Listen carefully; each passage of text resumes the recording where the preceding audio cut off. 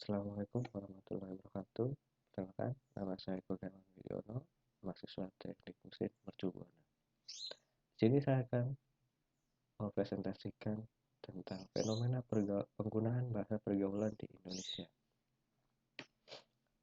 Latar belakang. Bahasa gaul diciptakan sebagai jembatan komunikasi antara generasi milenial yang tidak ingin memberi jarak atau batasan berbahasa saat berkumpul dengan kawan-kawannya.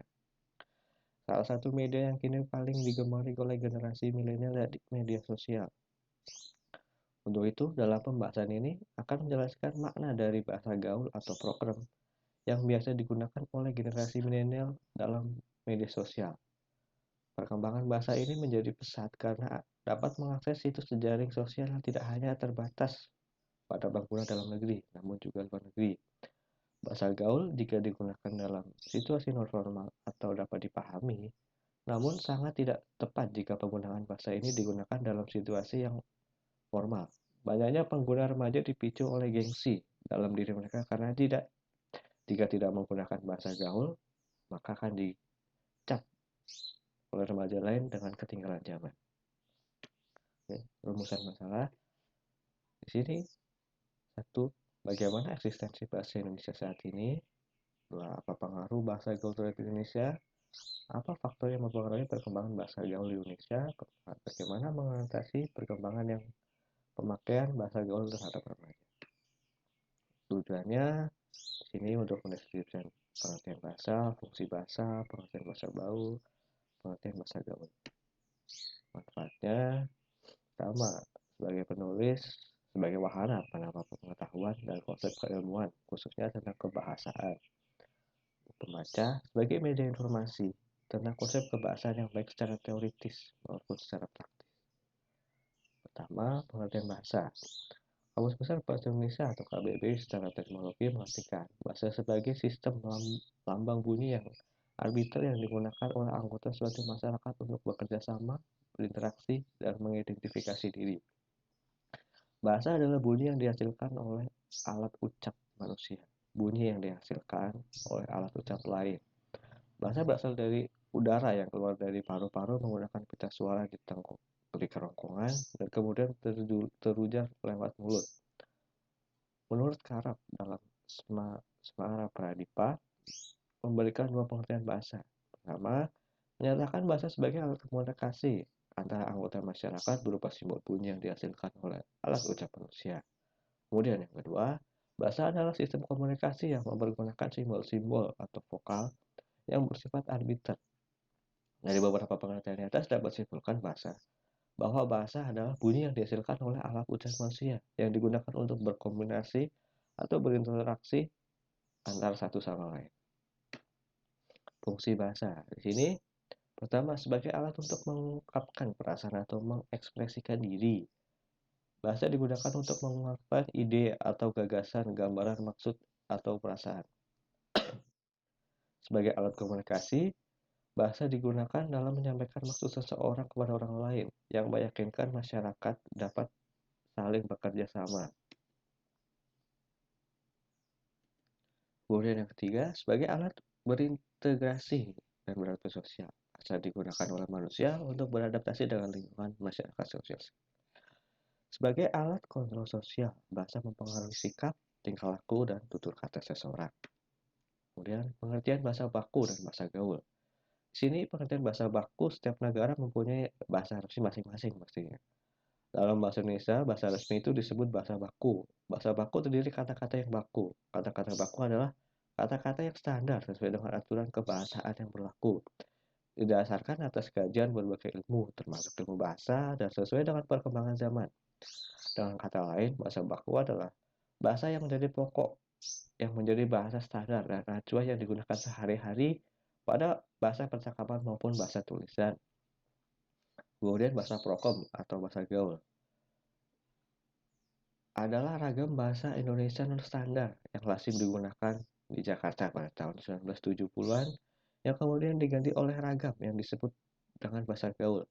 Seiring berjalannya waktu, bahasa prokem yang berasal dari Jakarta ini mulai menyebar ke daerah lain seluruh Indonesia sebagai kosakata yang dari bahasa ini tidak dapat ditemukan di Kamus Besar Bahasa Indonesia. Eksistensi bahasa Indonesia. Di zaman sekarang, ini perkembangannya bahasa gaul Indonesia kian menurun. Masuknya berbagai bahasa asing yang tidak mungkin kita tolak, dan beberapa kata asing yang diserap menjadi kosakata dalam Indonesia. Namun, dalam sisi lain, keberagaman bahasa serapan juga menjadi masalah bagi orisinalitas bahasa yang kian mengkhawatirkan, dan menggunakan tata bahasa yang kian serampangan, baik di tulisan maupun di lisan. Tentu saja, media, televisi, koran, radio, internet, merek dagang import adalah termasuk faktor pendorong utama yang mencederai keberhasilan kita. Fenomena ini sangat kentara pada penggunaan oleh anak-anak muda saat ini. Banyak muncul bahasa gaul, bahasa alay, dan sebagainya di kalangan anak-anak. Film impor juga ikut andil dalam mempengaruhi perkembangan bahasa yang seharusnya menjadi pondasi komunikasi. Sebut saja film animasi dari tetangga lain yang diputar dengan menggunakan bahasa Melayu.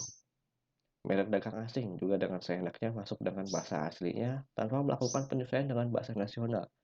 Kebahasan kita menjadi seperti pasar, di mana semua bahasa tercampur baur dengan kata lain. Keberadaan bahasa Indonesia menjadi semakin terkalahkan dengan munculnya bahasa lain seperti bahasa gaul. Nah, di sini apa sih pengaruh bahasa gaul terhadap Indonesia? Di era globalisasi ini penggunaan bahasa gaul dalam remaja akan terus muncul yang membuat eksistensi bahasa Indonesia kian menurun. Penggunaan bahasa gaul ini membuat remaja makin sulit untuk mengetahui bahasa Indonesia yang baik dan benar. Bahkan penggunaan bahasa yang terlalu sering membuat orang-orang tak sadar bahwa mereka tersebut bukan orang bahasa yang baik dan benar. Tidak jarang, dalam acara formal, banyak orang yang menggunakan bahasa gaul yang konteksnya tidak sengaja. Faktor yang mempengaruhi bahasa gaul Indonesia. Terlihat dari contoh struktur bahasa gaul bahwa media sangat berpengaruh terhadap penggunaan bahasa gaul, khususnya di situs-situs jejaring sosial. Selain remaja, anak sekolah dasar pun banyak yang menggunakan situs jejaring sosial. Berarti banyak juga anak-anak sekolah dasar yang seharusnya diberikan atau diajarkan bahasa yang baik dan benar dengan ajaran situs jejaring sosial sebagai media juga dapat berpengaruh besar. Tapi tak dapat dipungkiri bahwa penyerapan bahasa gaul di kalangan anak dan remaja yang tengah menjadi tren sekarang merupakan bagian dari konformitas terhadap lingkungan. Jadi maksud konformitas adalah mereburkan diri dengan lingkungan agar dapat pengakuan. Kemudian, mengatasi menggunakan bahasa gaul pada masyarakat. Pertama, mungkin memberi pengertian yang lebih mendalam akan pentingnya berbahasa dan baik dan benar. Kemudian, menanamkan sikap cinta bahasa sendiri pada anak-anak atau remaja dengan berbagai cara. Contohnya mengadakan lomba puisi dan lain-lain.